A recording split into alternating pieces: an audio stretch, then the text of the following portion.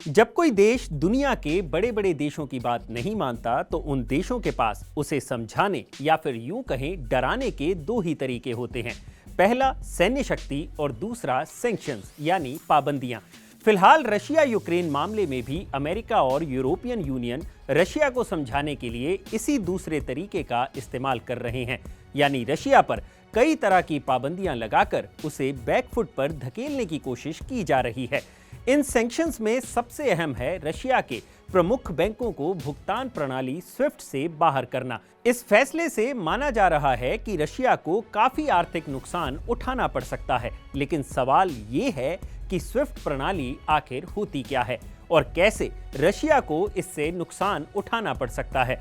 और सबसे अहम सवाल, क्या रशिया के पास स्विफ्ट का कोई तोड़ है?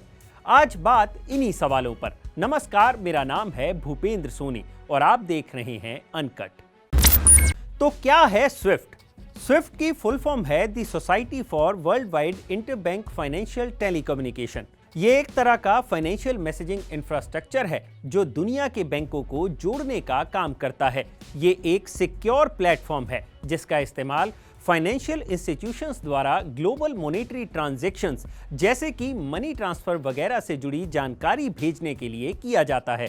यहाँ ये चीज समझना जरूरी है कि स्विफ्ट का काम पैसा ट्रांसफर करना नहीं है। ये बस एक मिडलमैन की तरह काम करता है जिसका काम सिक्योर मैसेजिंग प्रणाली के जरिए ट्रांजैक्शन से जुड़ी जानकारी को वेरीफाई करना है। फिलहाल स्विफ्ट का इस्तेमाल 200 देशों के 11,000 बैंक कर रहे हैं। स्विफ्ट का ऑफिस बेल्जियम में है, लेकिन इसकी निगरानी 11 बड़े देशों द्वारा की जाती है, जिनमें शामिल है Canada, France, Germany, Italy, Japan, the Netherlands, Sweden, Switzerland, the United kingdom, America और बेल्जियम। क्या रशिया को स्विफ्ट से निकलने पर नुकसान होगा? किसी भी देश की अर्थव्यवस्था के लिए अंतर्राष्ट्रीय लेन देन बहुत जरूरी होता है। विदेशी व्यापार से देश की अर्थव्यवस्था मजबूत होती है।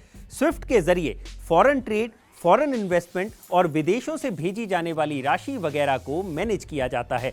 अगर किसी देश को स्विफ्ट जैसे पेमेंट सिस्टम से बाहर कर दिया जाता है तो इससे उस देश की इकोनॉमी पर बुरा असर पड़ेगा।